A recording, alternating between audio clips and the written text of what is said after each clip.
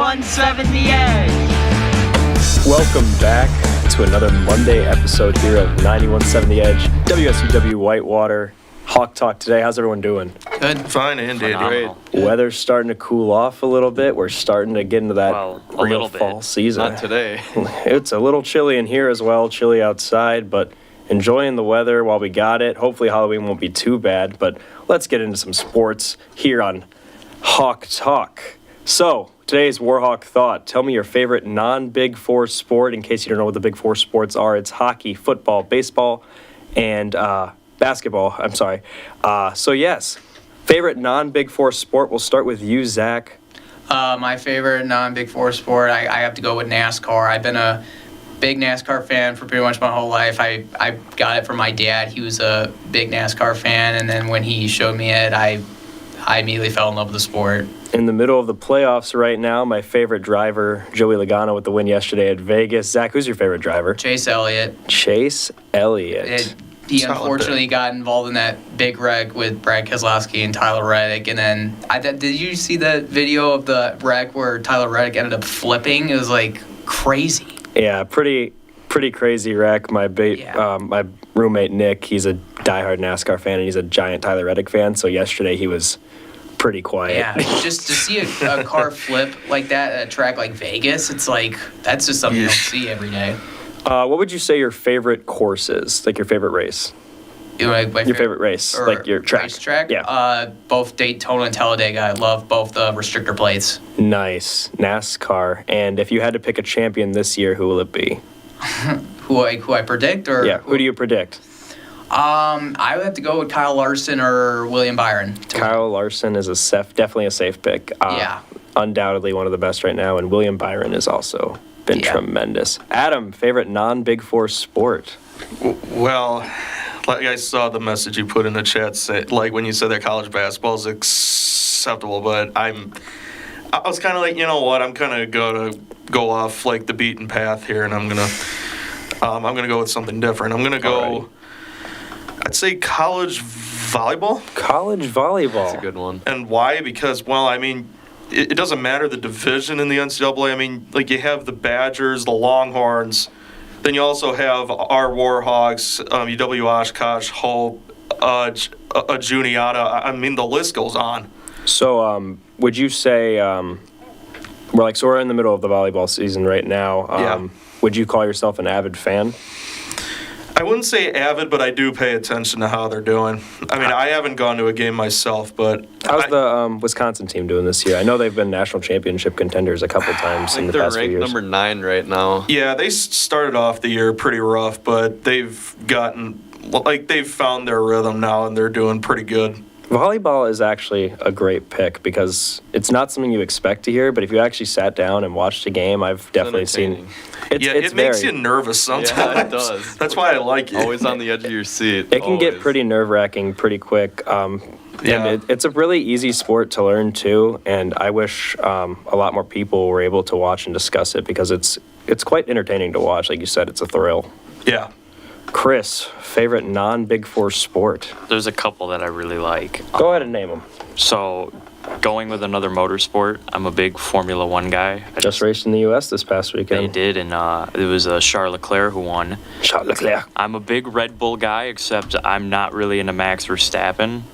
I'm more of a Checo guy, even though he kind of sucks now. So that doesn't help at all. But I also really like tennis. I've just gotten big into tennis. Big Rafael Nadal guy. Unfortunately, he's done. And Djokovic is still playing, but I don't know if he's got anything left in the tank. But tennis is always fun. Getting to see some of those big matches. I remember, I think it was 2022, the Australian Open, when Nadal went like 5 sets with Medvedev. I thought Nadal was cooked. He was down 2 sets, and he came back to win the next 3. And Rafa is definitely one of my favorite athletes to watch play tennis. And tennis, I wouldn't say I'm like the biggest fan, but I always watch majors and stuff. Yeah. And just, you don't really appreciate the amount of athleticism that those guys have until you actually watch a full-out match, especially in a Reaction time is major. crazy. I mean, guys like Alcaraz, that kid's a stud. Yeah. I mean, the amount of ground that he can cover, and it just, they make it look so easy. I've played tennis maybe 2 or 3 times in my life. I went to a tennis camp once when I was younger, and I was like, I can do that. And I went for my first serve. I was like, oh my gosh, this is insanely hard. So to not only be able to do that, but also at the speed and talent which they play, it's incredible, and it's definitely worth the money they make. As for F1, I'm such an F1 casual. I love F1. I just like Max Verstappen because of the duh, duh, duh, duh. I got into it like right after the year that Verstappen won his first title, that big controversy with him and Hamilton, and then I just remember watching and Verstappen was just dominating. This year he's been so off. He hasn't won a race since Canada, which was like earlier in the year.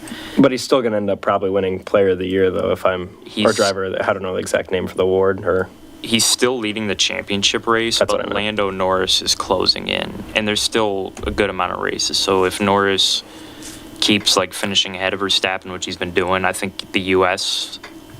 Race was like one of the few that Verstappen finished ahead of Norris. But if Norris keeps finishing ahead of him, he has a good chance of catching up. McLaren right now leads the constructors standings, though. And there was a controversial pass this weekend, I believe, with Verstappen and Lando Norris, where they got Lando for cutting corners. Yeah, and he got penalized.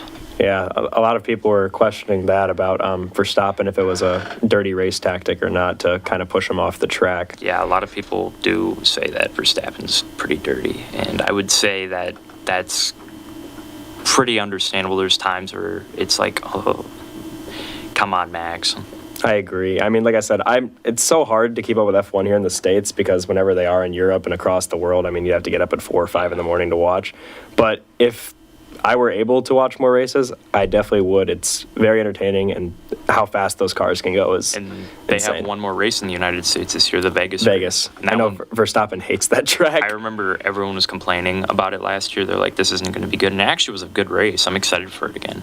And when is that? Probably in, I think that's their third to last race. yeah, and I remember it being They like, in have- like March last year. They have that, and then they have Qatar, and then Abu Dhabi to end the season. Yeah, like I said, F1 is severely underrated. I was able to catch some of the race this weekend because they were in the States, and it's awesome. Underrated here in the U.S. It's very Yeah. popular worldwide, obviously. But yeah, good pick. I love it. And lastly, Carson, favorite non-Big Four sport? I was with Adam. I definitely would have went with college basketball, but that is basketball. So I have to go golf. I don't golf. I don't watch it was like actually religiously. I love to play it more than I watch it, but like I will turn it on, on a Sunday or something when they're playing. So but yeah, the biggest reason I like golf is because I love to play it, and I used to think it was super boring to watch on TV, but now I enjoy agree. watching it, so I must be aging or something, but Oh, I remember being. Here he I- will hit it from the green. Yeah. My so uncle, soothing. my uncle's a big golf fan. I'm a big Bryson DeChambeau guy. yeah. I'm a big He's- YouTube watcher of his. Yeah, I love his YouTube, man. He's got good content. It's funny you mentioned that because I remember when I was younger, like 5, 6 years old, my dad always wanted like day 4 of the Masters on or the U.S. Open. Yeah, I and only that, like to watch the last day. And that would be like dominating the TV. And I'm like, Dad, I just want to watch SpongeBob. But like you said, now that I'm older, I have such a newfound appreciation for the Right. game. I love watching golf. I love watching YouTubers and like Grant Horvat, Bryson DeChambeau play. Mm-hmm. And then I try to play. And it's terrible, yeah. it's not a pretty sight. you watch them and you're like, man, this can't be that hard. Like good contact every hit, and then yeah, it's terrible. I like that one a lot. I got into golf because a couple years ago, 2K started making PGA games, Oh, and yeah. I bought one of them, and I'm like, oh, this is actually fun. I like golf. Yeah. So if you had to pick a GOAT for golf, I mean, I think the choice is pretty easy, but a lot of people have different takes on this. Ooh, Tiger. Yeah, I mean, Tiger's mine. I mean, obviously, Yeah. you have Arnold Palmer. I mean, Scheffler's on his way, but he's still got a lot of time. Mickelson? I was gonna go with Mickelson's Phil up. because he's a lefty and I'm a lefty, so Oh, I'm that also a makes lefty. sense. It's weird. I'm right-handed for a majority of sports, but golf yeah, and I'm baseball, lefty for everything. I bat and so. golf lefty.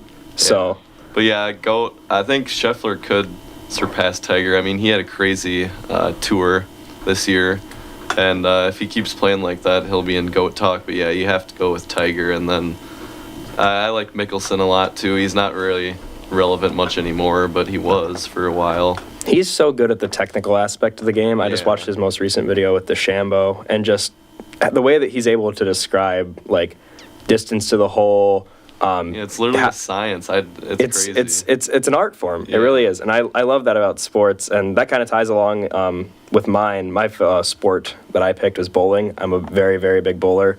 Have a couple perfect games. Don't mean to Really? brag.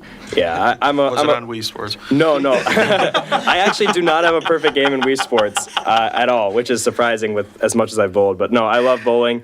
And bowling and golf are actually very similar because a lot of people just think bowling is just you're taking a ball and hitting 10 pins. But when you start looking at Oh, oil yeah. patterns, the way the balls are made, like I'm blanking on the word, like what makes up the balls. Like some balls are made of polyurethane, some have a different cover stocks, weight blocks that are specifically designed to hook more, hook less. So if it's a long oil pattern, you want stronger bowling balls. If it's a short pattern, you want to use weaker ones. And it's just crazy to like think about like just where you stand on the lane, whether it be like here or here, just a minimal difference can affect your entire shot. And it's really cool. Just And when we were talking about you being lefty in golf, I think the only sport that I'm right-handed in is bowling. So. that's so weird. I know, it is so weird. I think my right arm's like, I don't know, it's just more natural. I don't get it. I'm right-handed for everything, but I bat and golf left-handed. Okay, yeah, I know in baseball a lot of people will be kind of opposite, but bowling is a weird one for me. Who's the name of that one bowler? That very popular one? Jason Belmonte, the two-hander, or Pete Weber. Is that Yeah, who you're Pete thinking? Weber. I was thinking of Who him. do you think you are? I am. That was my senior Oh, I quote in remember high that. school. Oh yeah, That guy. is a awesome quote, and I just love that when ESPN posted on Instagram like once every 3 months just to be like, remember your true GOAT and stuff like that, Pete Weber. It's awesome. But a lot of great sports discussed, and like I said, that's just the beauty of sports in general. It's just an art form, watching the best at their craft compete at the highest possible level, especially with the Olympics this past year. All these different sports minus breakdancing, but Yeah, just we're not gonna go into that. but just watching like all these different sports, powerlifting, etc., like how much time and effort they put into it and just exceed at it. It's truly incredible to watch. Even gymnastics, like it's Yeah. it's Oh, yeah, crazy what that's those people are able to do. Or you've got that guy from Turkey who just went in there and just said, "I got this." Hands in pocket. Oh, yeah. That guy's a dog. legend. Yeah. Well, that will conclude this Warhawk Thought. That was definitely a lot better of a segment than I was anticipating. A lot of great sports mentioned, but now we can actually go on to some Warhawk sports. We'll talk about the Warhawk football game this past weekend, and a lot more positive than last week's Hawk Talk, as Whitewater cruises to a 66-0 win over UW Stevens Point. Warhawks put up over 600 total yards of offense while holding Stevens Point to less than 150. Zach, I know you were at the game.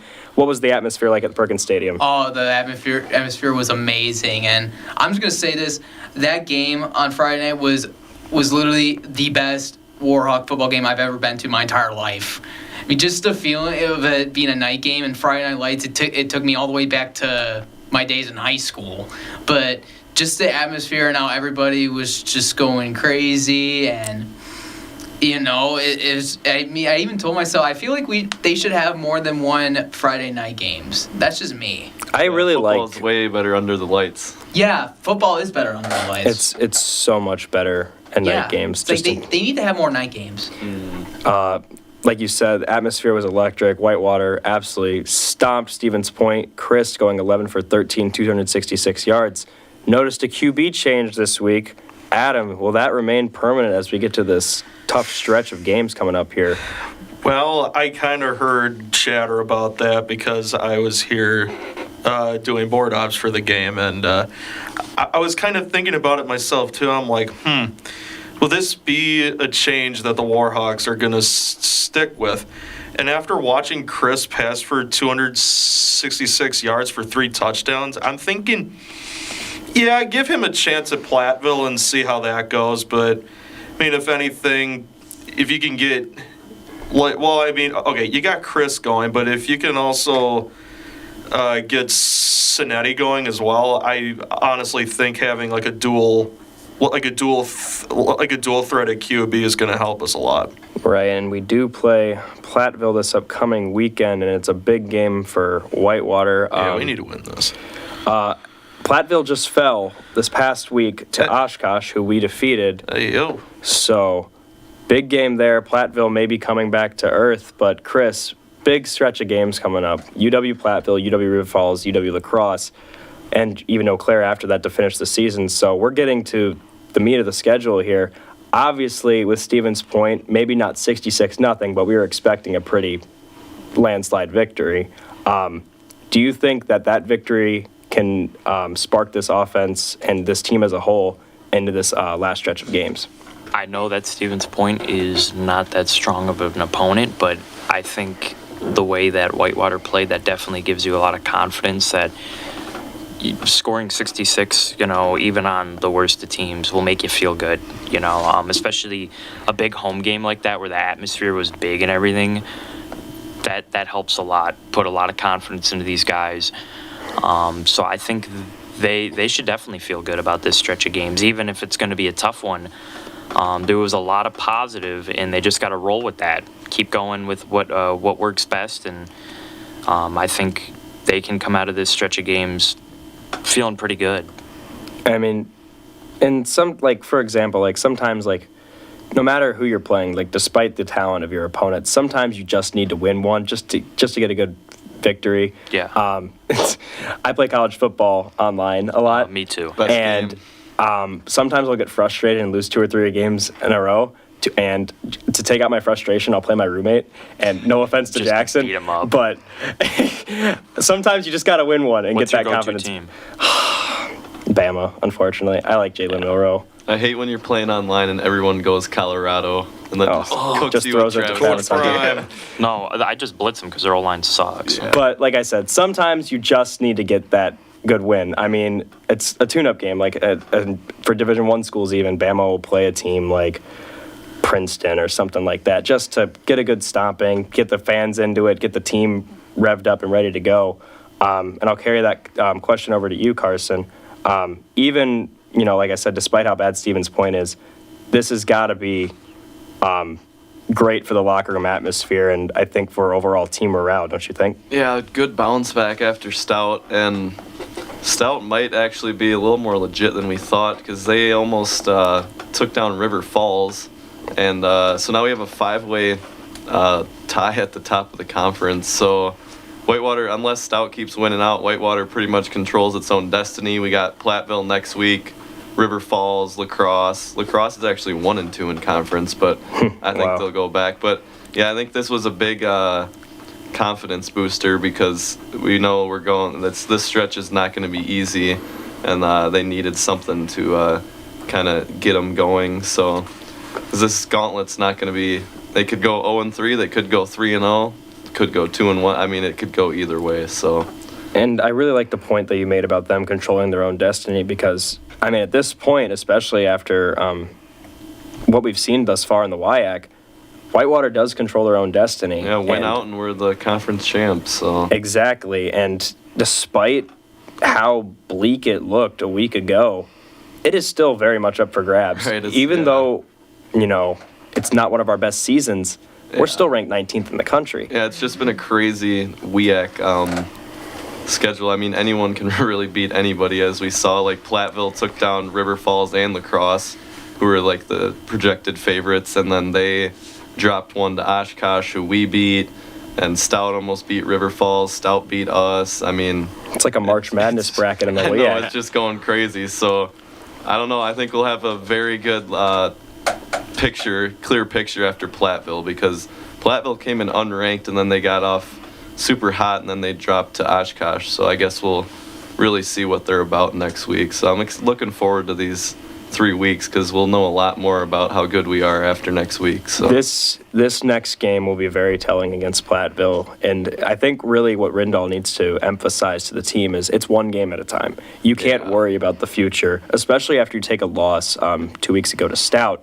You can't focus on that temporarily. You got to go one game at a time, focus solely on each individual game, and not stress about the rest of the schedule. All you can do is go in and play your brand of game. And if they continue to do what they did and carry the momentum over from this week, I expect a great game against Platteville this weekend. yeah, it was a Stevens Point. Thank you, because we needed that game. So What did I needed a butt whooping. yeah, it was at the perfect time. UW Stevens Point, like I said, Yeah. 66-0. Chris going 11 for 13 and 3 touchdowns. Any further comments on the game this past weekend? Really, no negatives. Really, I have to say for this coming week, we need to retain the pickaxe. Yeah. Battle of the The pickaxe. closet's looking empty, or the trophy case, I should say. Yes, 100% agreed. Well, like if anything, play for that reason alone. Yeah. Like I said, one game at a time. Focus on each individual game, what it brings. Like you said, bringing back the pickaxe. Well, I mean, they won it last year because the homecoming game against Platteville was the only game I went to last year. So, Well, and I hopefully, saw them get the pickaxe back. hopefully they can do it again this Stealing year. the pickaxe from the Pioneers themselves. That would be diabolical. Diabolical. Go on the road and beat Platteville. That should be the message for the Whitewater football team this weekend. Like I said, great win, especially well needed after last week. But that will now move us on to our next topic here. NFL, a little weekend recap. A lot of Packer fans are very, very thrilled after a nail-biting win this past weekend against the Texans. Chris, big Packer fan here, and I know you are as well, Adam. But you guys, what did you see from this game? Highlights, lowlights, and Brandon McManus clutch. The Packers finally have a kicker? Question mark. We finally have a kicker. What I didn't like was Jordan Love did not look too pretty. I mean, it was a solid game, but I saw many things of people being like, at times he looks like prime Aaron Rodgers, and at times he looks like Brett Favre. And we know Brett Favre threw a lot of picks in his time, so Love hasn't, had the best year, but we're doing enough where we're winning games, and this was a huge win because Houston's really good. And man, does it feel good that we have a kicker who can knock down a game-winning field goal and do a Lambeau leap instead of someone like Anders Carlson. Braden Narvison. I was thinking of Anders Carlson too because I didn't know he was the 49ers kicker until I was watching the game yesterday. He got picked up for this past week. He missed an extra point, and I wasn't paying attention. Yeah, and then I hear Carlson misses it, and I look, I'm like, oh my gosh. Flashbacks of Nod. It's like the Bears with, what was it, Cody Parkey? Oh, no, we don't need to get into that. I think we do Double need to doink get mention. I Zach's think here we should shaking get his into head. this actually, because that's even worse. Yeah, no kidding. But I mean, like I said, was this the prettiest game for Love? No. 220, 3 touchdowns, 2 picks, and one of those picks was questionable to say the least. It was forced and just not a great play. But one thing I really want to emphasize from the Packers is their defense. I don't think, obviously the Packers are my number 2. I'm a Titans fan primarily. But from watching the Packers this year, I cannot think of a time that I've seen the defense look more like this connected. Yeah. It's clicking. This, not only in general, but just especially this early in the season. I've seen them pick it up in the last few weeks of a season before. But this defense, they held a great quarterback, considered to be an MVP candidate by some, to 86 passing yards with a 58.8 passer rating. That's not good. That's not good. The Packers were really a Joe Mixon-less Texans team from blowing them out of the water. The only reason they were still in the game was because of Joe Mixon. But I really love what I've seen from the Packers secondary. Adam, Xavier McKinney just being a nuisance. I know he's one of your favorites on this defense. Yeah. Tell us about that Packers defense and your overall takeaways.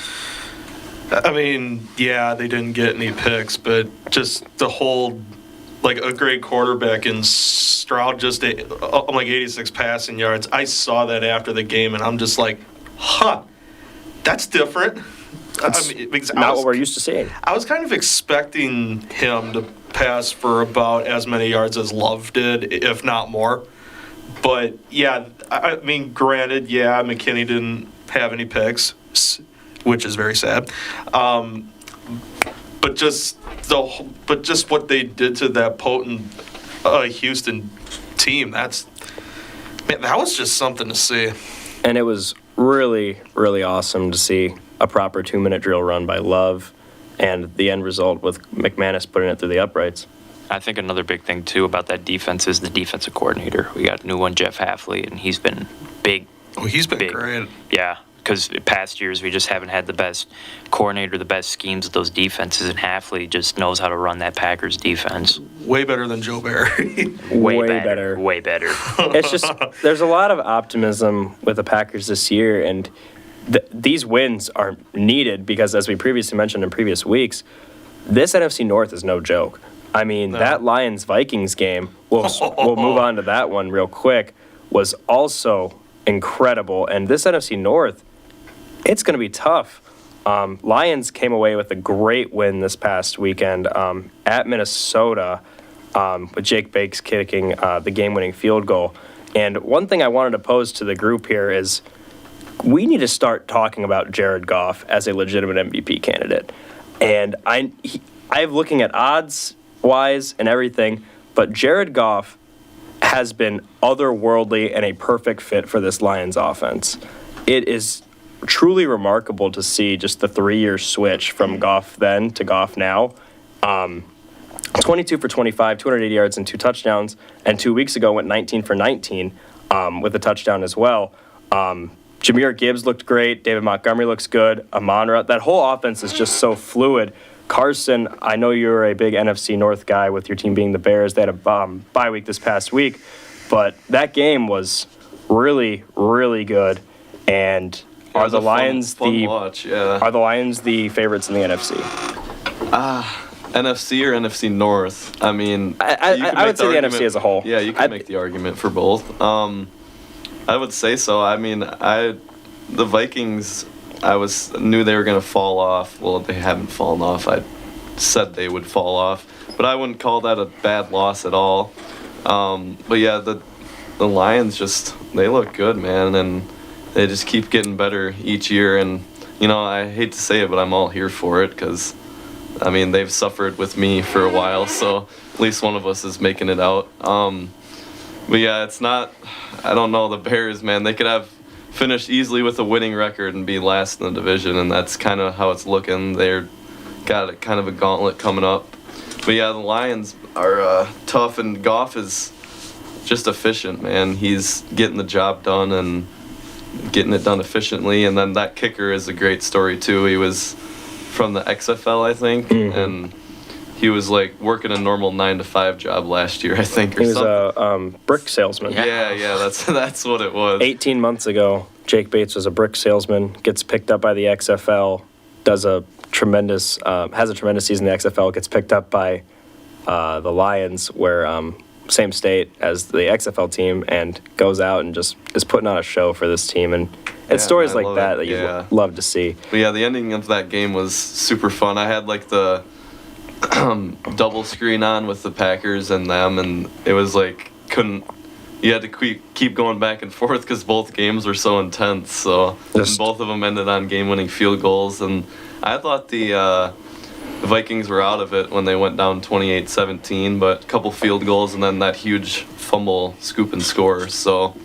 but yeah, it made for good TV and a good slate of noon games for the NFC North. And shout out Will Reichard too, kid from Oh, Bama. yeah. That kid's got grit. Yeah, he's legit. I love kickers. I love special teamers. They don't get enough credit for what they do because it's all Oh, I fun could and never go up there. it's all fun and games until you're tasked with making a game-winning field goal that determines your team. You got Right. so many people that are like, oh, I can do that so easy. Then they do it and they can't. Like, what is it? Pat McAfee for college football game day goes to the colleges, and there's all those kids who are just so Oh, yeah. like, oh, I can definitely do this. And he's like, I'll put a bunch of money on it, and they completely miss it. Somebody won 100,000 last week, though. I think.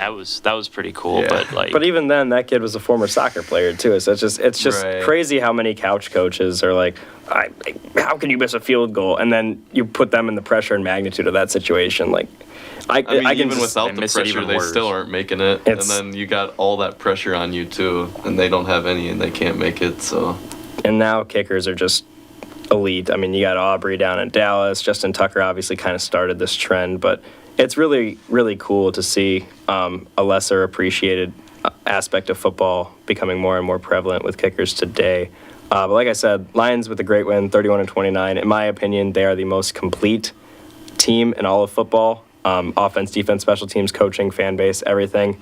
And you really can't dislike them just because of what they've gone through as a franchise. It's very refreshing and good to see for the Lions. Switching over to another NFC game, I know Zach's probably dying to talk about it. Eagles Saquon revenge game this past weekend.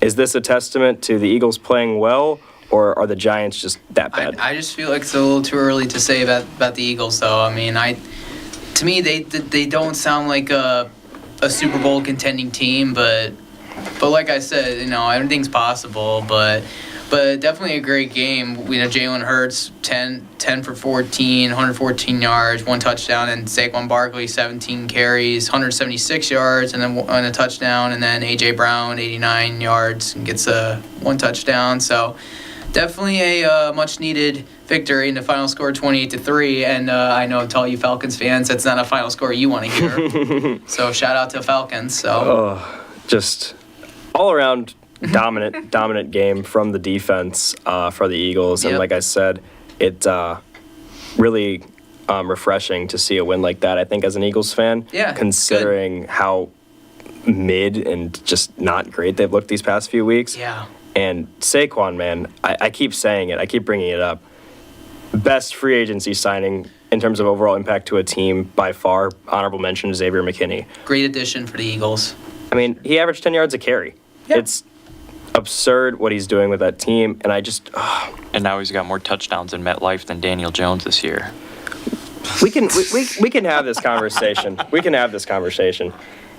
Daniel Jones is getting paid exorbitant amount of money, and he has not thrown a touchdown since, like, I believe week 15 2 seasons ago Yeah. at MetLife. I was a big Daniel Jones believer, especially that one year where they made the playoffs and beat the Vikings. I'm like, the Giants may be looking up. They pay him all that money, which I thought was a mistake at first. I'm like, Saquon is your bigger impact player, and then next year they just fall apart. And I'm like, okay, I don't know if I can trust this guy anymore. It's so weird because I'm also a Daniel Jones guy. I like him. But, it's so easy to justify his play with the horrid O-line because he got sacked, 8, 9 times, 7 times yesterday? It seemed like every play I was watching, he was running for his life or already on the ground before, the play could even develop and materialize. But that being said, I've been saying this for 3 years, and nothing has happened since. I, like you, after that playoff win against Minnesota, I really, really thought this was going to be their guy. But now Giants fans and ownership are probably just smacking themselves in the face because you let a guy like Saquon Barkley walk, and generational running backs don't come around every day, and you're stuck paying Daniel Jones millions of dollars that has now led to a 2-5 record overall and 0-4 now at home. Speaking of overpaid quarterbacks, we can use that as a segue to our next game. Cleveland Browns versus the Cincinnati Bengals. 21-14 final, a very, very boring game. And unfortunately, Deshaun Watson suffered a ruptured Achilles, which will most definitely end his season, but probably for the foreseeable future as a career in the NFL. And I'll pose this question to everyone. Is this the worst trade in NFL history? Yes. Yes. Yes. I don't For see sure. a way it I isn't. mean, the Bears-Panthers is up there. I agree. The Bryce Young trade was pretty bad. Yeah. I still feel like Cleveland should have kept Baker Mayfield. Yep. It's so easy to go back and say that, and it just seems too obvious that that was the correct answer. Baker takes that team from nothing, takes them to a playoff berth for their first time in God knows how many years.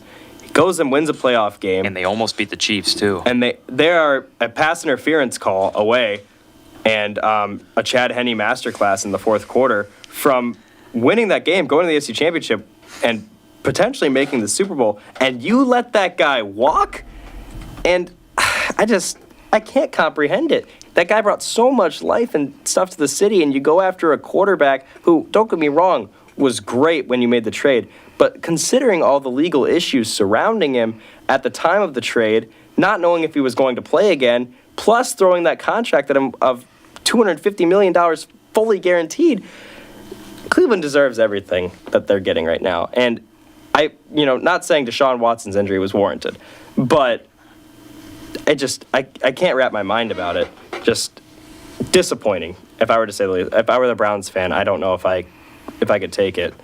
That being said, yes, Bengals did win this game, but it was not impressive at all. And like I said, open to debate for everyone here in the room. are the Bengals going to be able to fix this? The only true backer I remember last week was Carson to turn this around. A lot of us were saying that this wouldn't be the Bengals' year.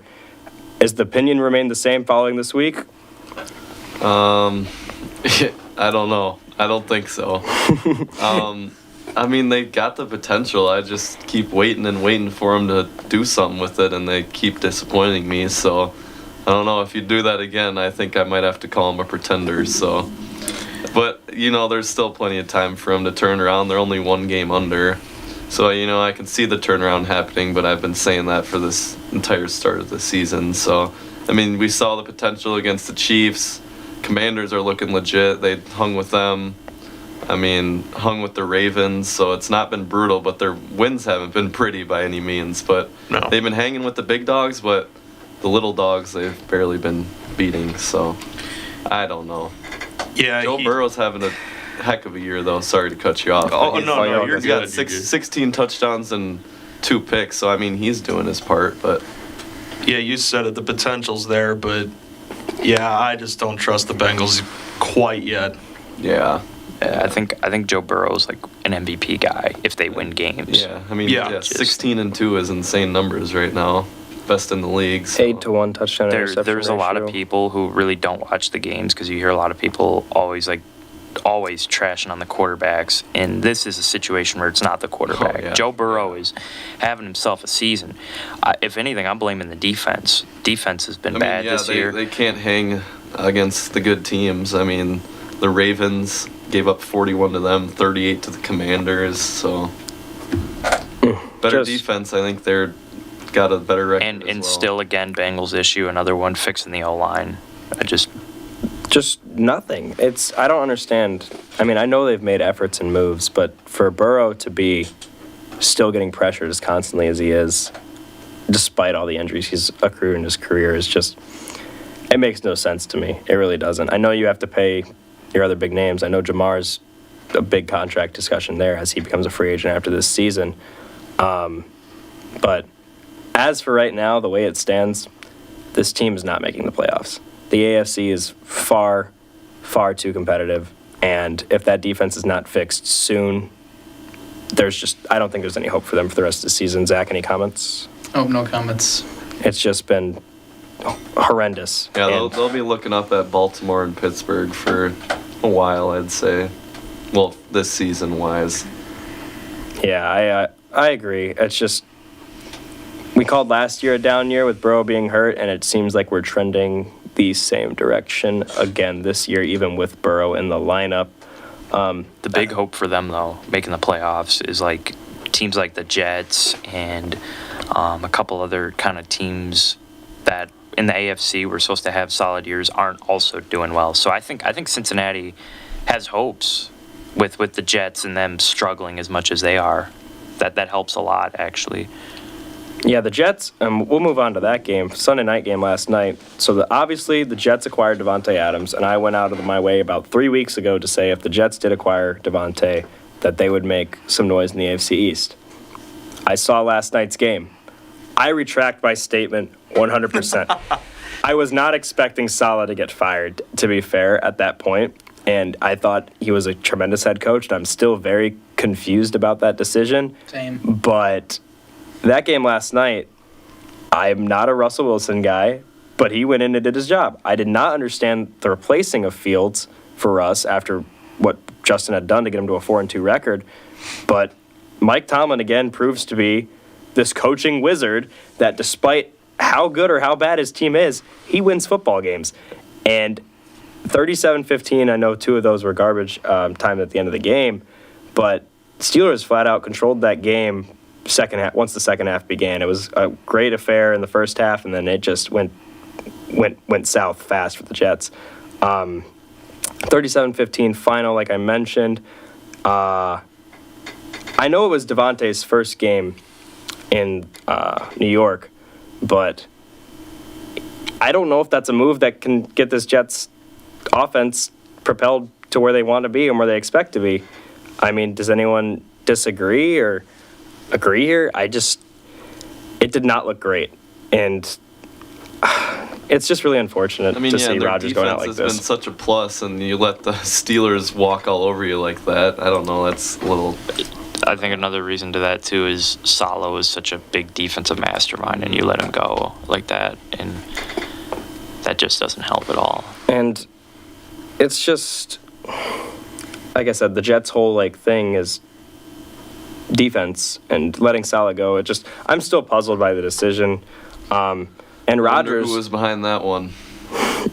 probably Aaron Rodgers. Probably, I had no Aaron involvement. Rodgers.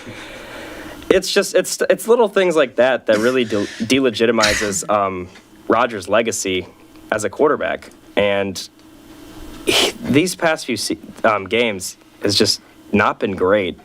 If it's not for Brees Hall checkdowns, Rodgers' Yeah. stat line is heavily inflated passing that yards one wise. check down for 57. You get rid of Brees Hall out of the backfield yesterday. Rodgers finishes with 173 yards, a touchdown, and 2 interceptions. And all of a sudden, you're looking at 276, 1 touchdown and 2 picks. Granted, one of them definitely was not his fault. It hit Wilson right in the chest. But 173, 1 and 2 looks a lot different than 276, 1 and 2. And if it weren't for Brees Hall checkdowns, we're having serious doubts about Aaron Rodgers. I mean, even the Jets last year were 4 and 3 with Zach Wilson, with arguably the roster this year is significantly better. And all Jets fans are saying, wait till Rodgers comes back, wait till Rodgers comes back. And I was one of those people. I'm off the train. The Jets are going downhill and going downhill fast. And I really believed that this Devontae move would work out. But I know it's early, but yesterday, last night was not I just encouraging. Keep waiting. I'm like, all right, this will be the week that they figure it out. All right, well, they didn't figure out this will be the week, but no, I don't know. I don't think I'm going to be saying that for much It's longer. the same with the Bengals, but at least the Bengals are young and you can have optimism. The Jets, this is supposed to be kind of their win now. Yeah. And A bunch of vets on the offense for sure. And Brees is still young. you're sitting at 2-5, nearing the halfway mark of the season.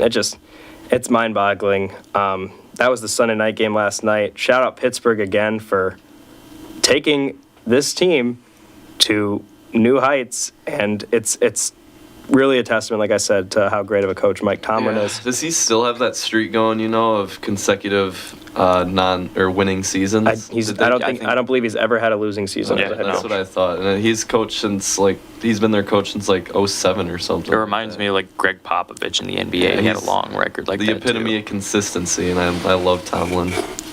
Yeah, Brendan, I just wanted to give you an update. Brandon Ayuk is done for the rest of the year. Brandon Ayuk is officially What did he confirmed do? out for the rest of the season. Yeah, so if he's on your fantasy team, sorry. And I just got that update as well. We'll shift over to that game, and Against I think that'll be the Chiefs. last game we'll discuss. So, Chiefs-Niners yesterday. Chiefs, now 6-0 on the season, remain the only undefeated team left in the NFL. We can start with the Chiefs here. Chiefs sit at 6-0. Mahomes has been horrendous. Patrick Mahomes has not been Patrick Mahomes this year at all. No. The Chiefs are 6-0. I'm going to go out of my way and say it now, and you can quote me on this, and you can bookmark it. You guys remember this, what I'm going to say right now. The Chiefs will go undefeated this year and win the Super Bowl. You can Really? quote me on this will, now. Yes, I will remember that for Oh, sure. I'm This is quoting you right now. this is my And first. then Mason's gonna go to the game This when is they my play the first- Packers. This is my first steaming hot take, but here's why I say this. It's not like I'm wanting to say this. I'm not a Chiefs fan by any, I'm not stretch of the either. imagination. Mahomes has been bad, and they are winning against decent teams. They beat Baltimore, they beat San Francisco, and it doesn't matter how bad they play, they win. I give you one name, Steve Spagnuolo. That defense is beautiful. And it doesn't get credited enough. When you hear about the Chiefs, you go, oh, Patrick Mahomes. Chris Collinsworth, obviously. Yeah, or Tony Romo. I don't know, Jim. Their defense, you look at the names on the defense, and I think of Chris Jones mainly. I don't see many big names, but Steve Spagnuolo, the defensive coordinator, what he does with that defense, those schemes, it works so well every week.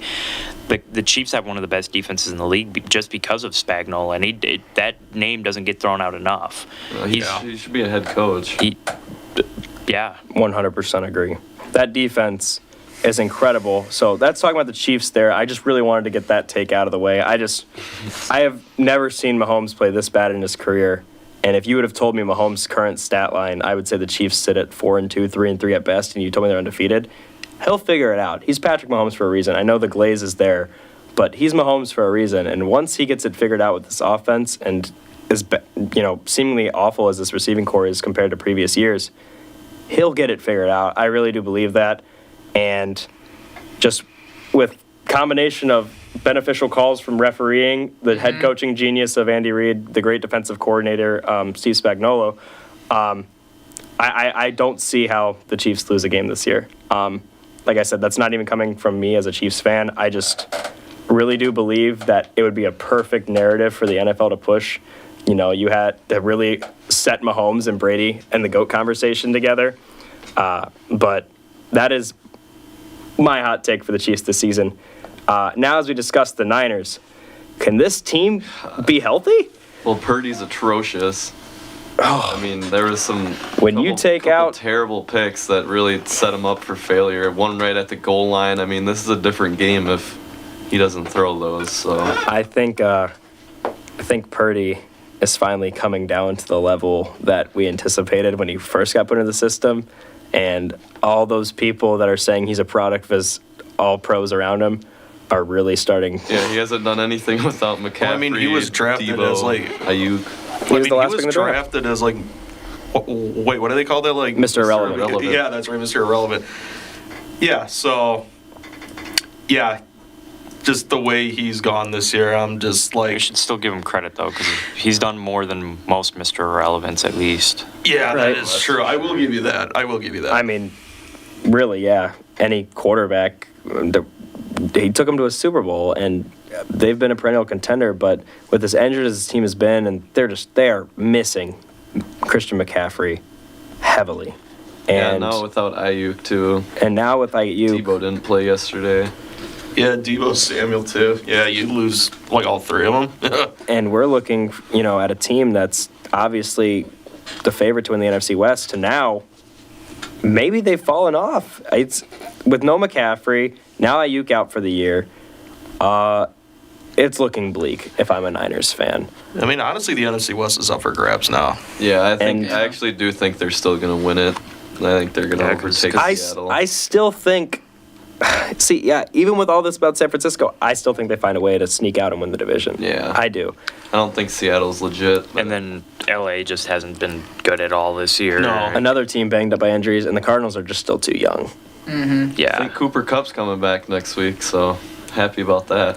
And even after Seattle's great win this weekend, I can't see it. I really can't see Seattle winning the division. I know Carson, big Seahawks fan, is probably shaking his head at me right now, but I don't believe in that team. Even though they came off a great win against a quarterback I really like, I just don't see it. Yeah, I told him a couple weeks ago that we were previewing the Niners game. I said, well, I hate to break it to you, but they're going to lose the next 3 games. So I did think they were going to drop to Atlanta. So I did too. I definitely did too. I don't think they're beating the Bills. Sorry. Absolutely not. Wait, Brendan, I will say, like, you think that the Seahawks won't win the division. Well, that's the glory of the game, Any given Sunday. You say something, but then the opposite happens. Like, that's just the glory of, like sports, You say one thing, but then the complete opposite happens.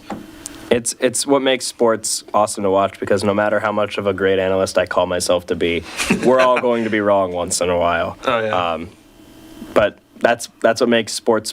If everything was too predictable, it wouldn't be fun to watch. So the Titans gave me hope in the first half. The Titans gave me hope in the first half. I thought maybe we'd be on upset watch against Buffalo, but no.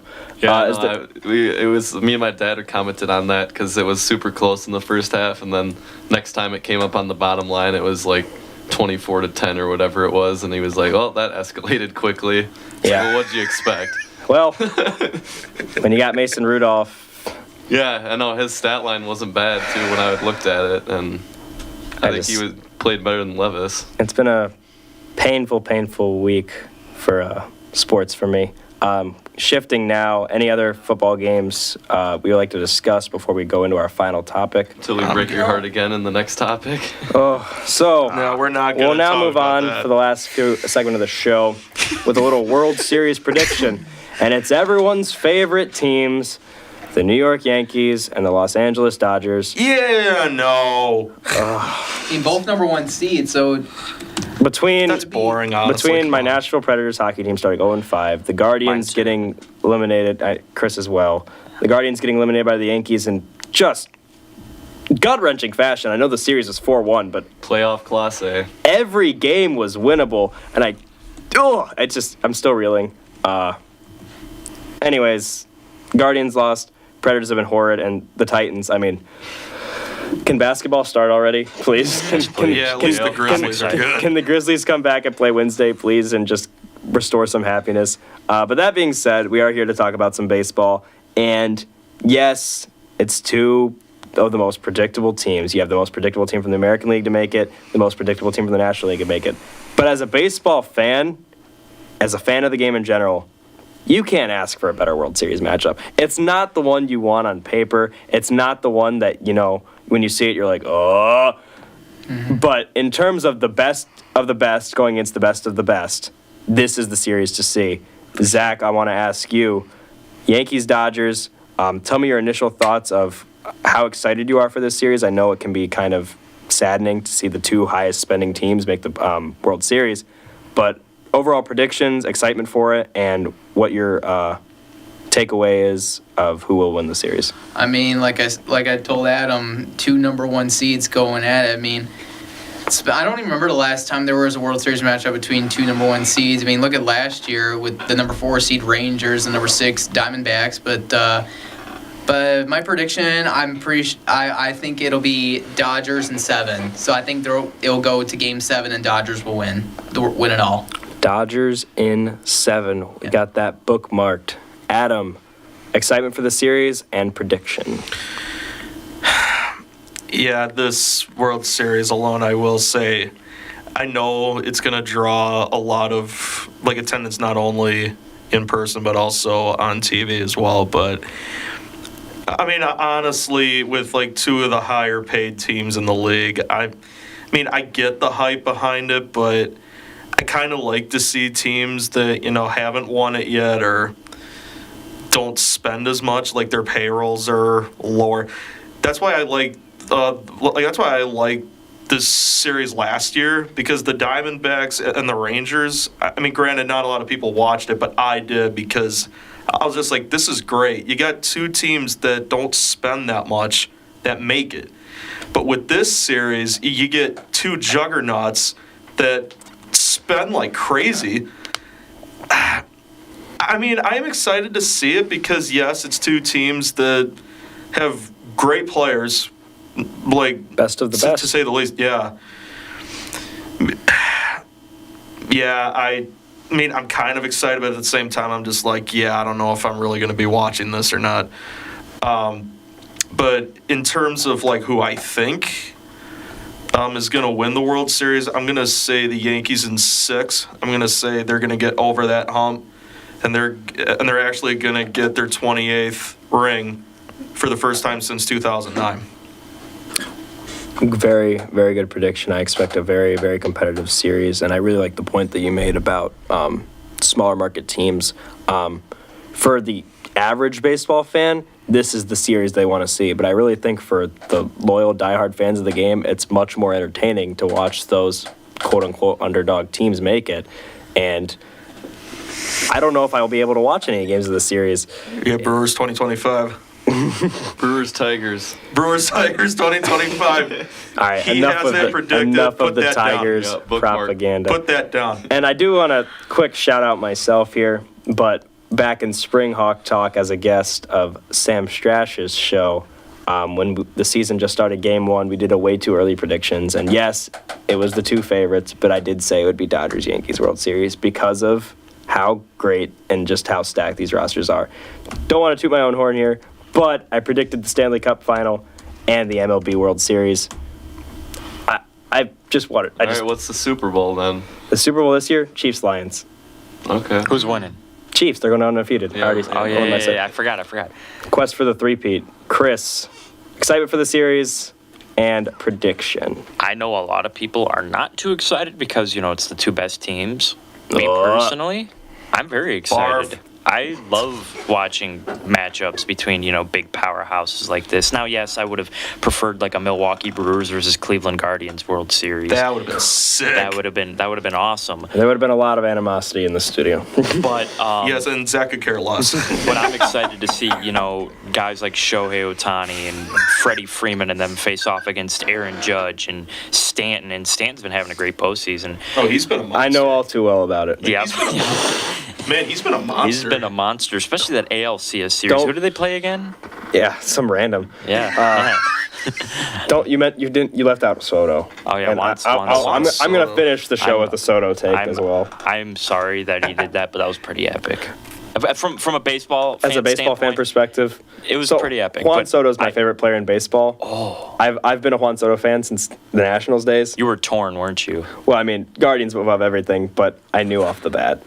I knew it. Okay, 2019 NL wild card game. Trent Grisham. All right, no need to Okay. bring pain in. World Series World prediction. Thank Series you. prediction. This one's tough. Two juggernauts. It is. You know what? I think I'll go with Zach on this. I think Dodgers win it in 7.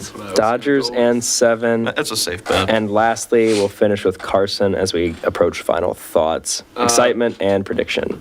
Yeah, I can't. I'm not very excited about it. I Thank you. would like a smaller market matchup. I'm sick of the Yankees, sick of the Dodgers, like usual.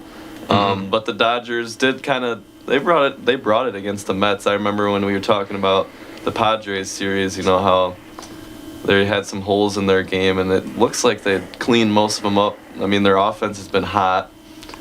Pitching's been a little better. So, I mean, they are peaking at the right time. I do think I have to agree with Chris and Zach on this one. Dodgers in either 6 or 7, most likely 7. And I want them over the Yankees, so. So I see 2 outcomes for this series, and both of them are in 7 games. So obviously that's Yankees or Dodgers in 7. And I've been stuck on who to pick, what to pick here. Obviously, just the impact of the Dodgers in general. That team 1-9 could be batting cleanup for a handful of teams in the league. And then you have the Yankees, who are just built for this moment and just overall plate discipline and power. So there's 2 outcomes I see here. Shohei begins his legacy as entering GOAT talks, obviously, if he isn't already there now, with his first World Series ring. But if the Yankees do win this series, Juan Soto deserves the biggest contract in MLB history, hands down. Predicting 12 to 13 years, 750 to 800 million. That Wow. guy deserves every penny. He really does. He's insane. I love watching him play the game of baseball. A lot of people call the Soto shuffle corny and everything. Fellow lefty. So it's gonna be an exciting series. Like I said, from a baseball fan, I mean, because you really can't ask for a batter of better, best of the best as much as this. Yeah. But one thing that the Yankees should prioritize before going the offseason is handing Juan Soto a blank check. You cannot afford to lose him, especially after the season he had this year. If I had to pick one right now, I'm going to say Dodgers in 7, but I could easily see it going either way. That'll conclude this episode of Hawk Talk as we approach final thoughts. Zach, final thoughts here on this fine Monday. And speaking of the World Series, Game 1 is this Friday night at 7. So if you guys are like, there's nothing else on TV, what's on Friday night? There you go. 2 great teams. Adam, final thoughts.